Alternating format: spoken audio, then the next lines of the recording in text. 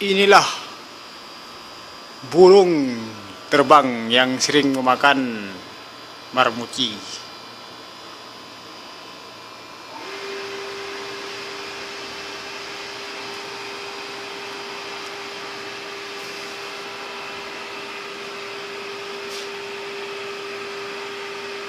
Tuh,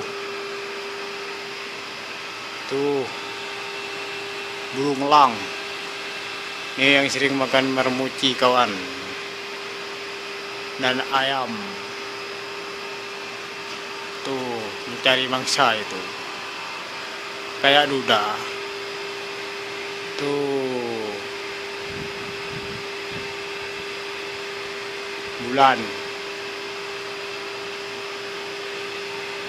Bulannya bulan.